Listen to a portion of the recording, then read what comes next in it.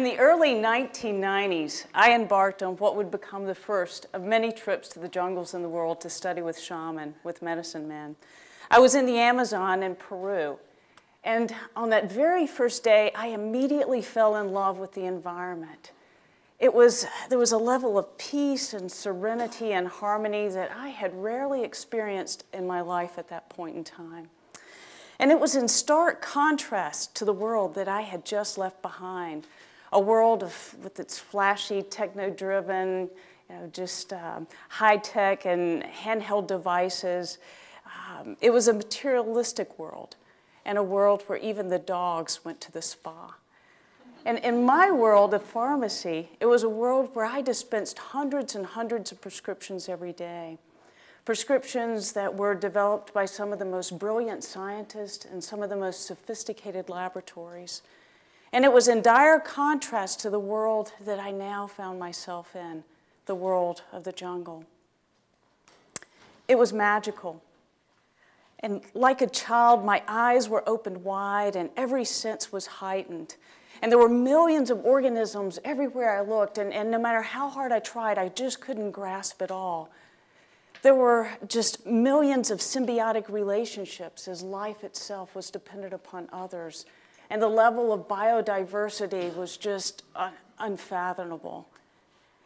And I began to look into this world and see a world like I had never seen it before. Blue morpho butterflies would just suddenly and softly fly by and often dance around us before they would move on. And then you would see in the rich canopy above, there was just this intricate and endless supply of plants and vines and trees. And in those trees, there were these gigantic bromeliads that just seemed to sprout from the arms of the virgin timber below. It was one of the most blissfully overwhelming states of mind I had ever been in. My soul soared, and the very essence of who I was merged with everything that is. I was alive. And it's hard to describe. It was a point in time where I felt that I was connected to everything.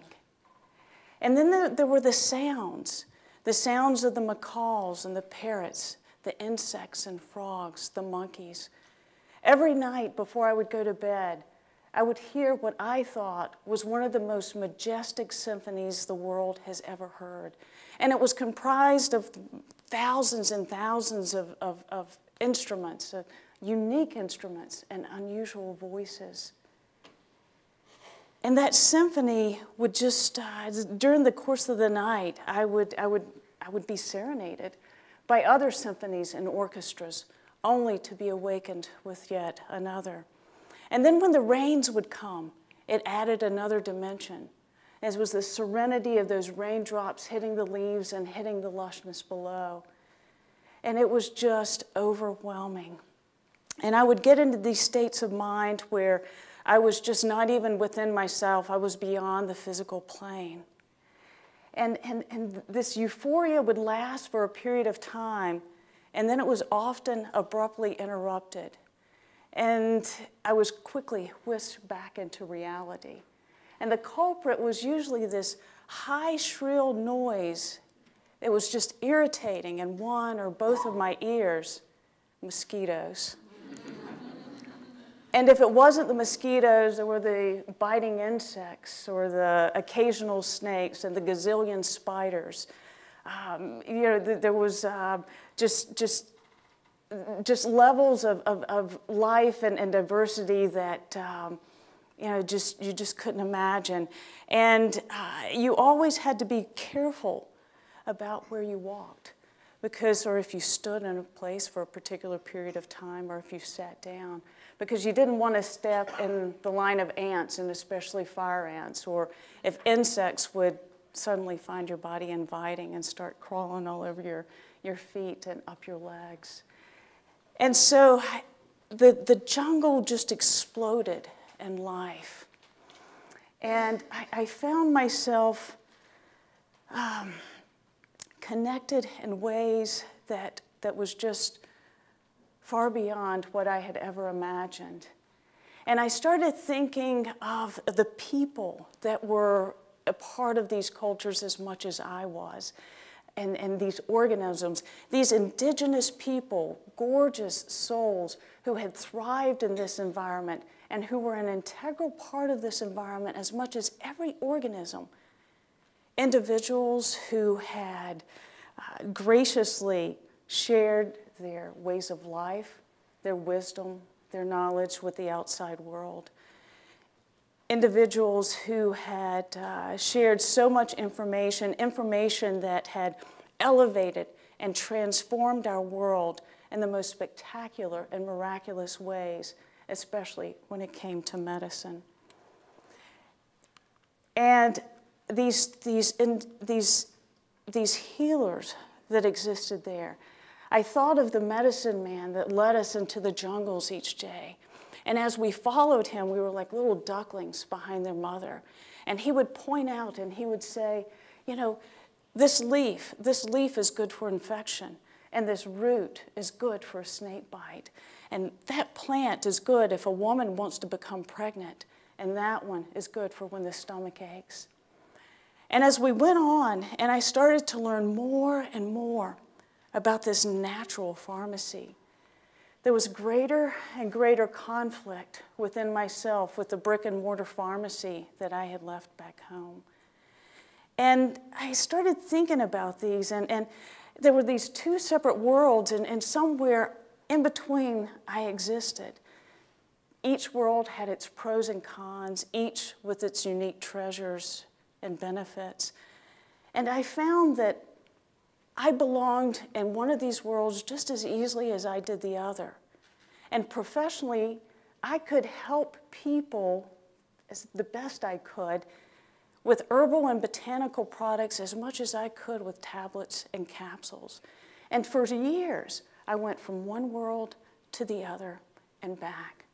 And I found that I could easily immerse myself and I could be consumed in whatever world that was at that moment in time. And I went on, and this went on back and forth,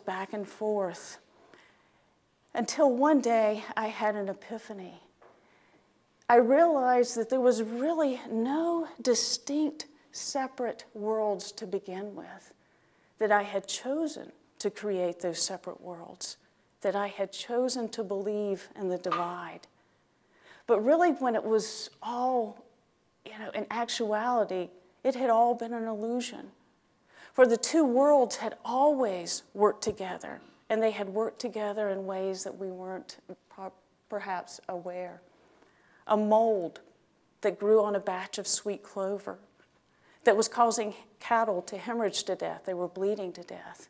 Later became a pharmaceutical that would go on to save millions of lives, a pharmaceutical that we use for thinning the blood and preventing clots, actually. A pharmaceutical that is better known as Coumadin or warfarin. And then there was the French lilac plant that led to the pharmaceutical to help with diabetes called metformin. Metformin is purported to be the world's most widely prescribed anti-diabetic. And then there was this beautiful, beautiful flower called the rosy periwinkle. And in its native state will secrete chemicals that would hurt, harm, or often kill its enemies. Those chemicals were used to develop a chemo drugs, vincristine and vinblastine. You may never have heard of vincristine and vinblastine, but talk to anyone who is battling Hodgkin's disease or ask a parent whose child is fighting leukemia. The sponge, a Caribbean, found in the Caribbean, that led to the development of the AIDS drug, AZT, a fungus that was found on the forest floor growing all over an insect that later became the pharmaceutical cyclosporin. You may not have heard of cyclosporin, but ask anyone who's had an organ transplant. And then there's bizarre creatures like the Gila monster, the huge venomous lizards. A hormone, exendin-4, was found in the saliva, and that was used to develop a drug called Biota, which is another anti-diabetic. And I always have this tendency when people come in for prescriptions for Biota to let them know that they're taking something that comes from the saliva of a big lizard, but I don't think the compliance would be very good if I did that. And then there's the pit viper, a venomous pit viper snake called Bothrops gerarica. And the venom of this, now you've got to ask yourself, who in the world is this scientist? The venom was used to create a drug that led to the first ACE inhibitor, high blood pressure medicine, that we developed, called captopril. And I want, when people pick up those prescriptions, I just want to, at them. But yeah, wouldn't be too many people coming in for refills in our pharmacy if I did that. So, we have this abundance of pharmaceuticals that have come from these natural specimens. And if you think about and imagine all the species on planet Earth, from the microorganisms to the birds and the aquatic life, less than 5% have extensively been studied for their medicinal value. But from that less than 5%, we have over 55% of our pharmaceuticals. We have yet to discover our world. We have yet to explore our world. And let me add an extra dimension to this. If you take those pharmaceuticals that have come from these blueprints in nature, over 74% of those are reality only because an indigenous person has shared their information with the outside world, with a scientist or with a researcher. We have yet to discover our world.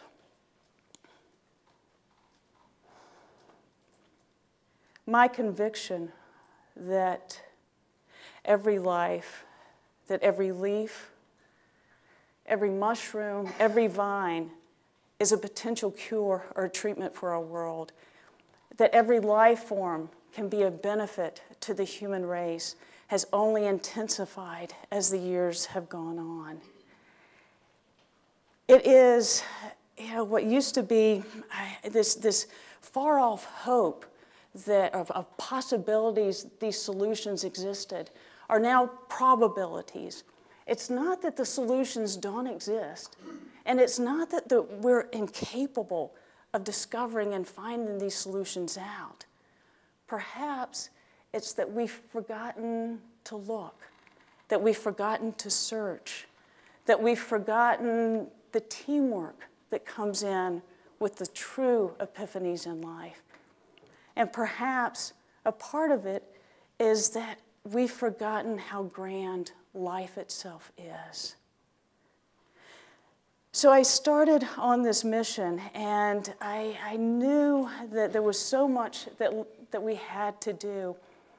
I mean, we had to do more, and I had to do more. With over 95% of the species on our planet that have yet to be, understood, acknowledged, and studied for their potential gifts in this world, we had so much left to do. And I wasn't sure exactly how, or that anything that I could even do would even make a difference after all. But I had to try, because I realized the failure is always in not trying. And for me, it would be a shameful failure at the end of my life that I didn't try this. There was also a part of me that knew that if I had resisted this call, that a part of my soul would die. And time was not on our side. The environments continued to be destroyed at an alarming rate. Over 50,000 species of life are estimated to be lost every single year. If we take that as a daily average, today we have lost 137 species. Tomorrow we will lose 137 species, and the day after, unless we do something now. That's 137 possible treatments and cures. I close my eyes and I think of the family and the friends and the customers that have fought and lost battles to such horrendous health issues. Grandparents, uncles, dear close friends, family friends of neighbors, and hundreds and hundreds of customers. Their enemies have names like Alzheimer's, MS, Lou Gehrig's disease, Parkinson's, heart disease, stroke, cancer, cancer, and more cancer. We have to do more. I want to introduce you to Joe Hamid. Joe Hamid I met in 2008, and our team spent several days with him, and I immediately fell in love.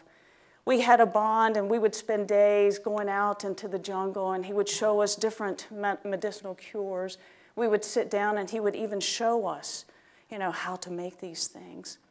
And we filmed extensively, and we collected most of those plants that he told us about. Several weeks ago, I had returned, and I was so happy to see my friend and continue our work together. We had agreed to a collaboration. We were working together with both Joe Hamid and the village. And as we got back there, we were led to the hut, to Joe Hamid's hut. And inside, Joe Hamid was not there, but his grandson was.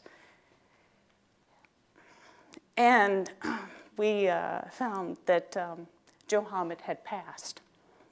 So I grieved for my friend. I grieved for this village, and I grieved for the world, because the knowledge he had been passed down from his grandfather and his grandfather's grandfather and his grandfather's grandfather.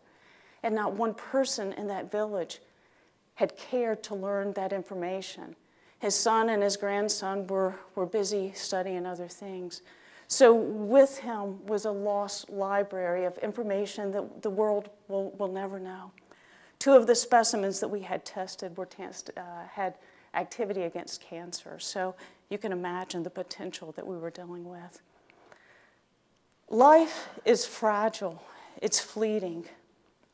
And I believe that life is connected in ways that are beyond the realms of the physical. That life is connected in ways that we're just not privy of, or that is beyond our comprehension. But if we're wise and we bond together, I think that what we're going to see are the wonders of the world of medicine that we can't even fathom at this point in time. And I think that is an idea worth spreading. Thank you.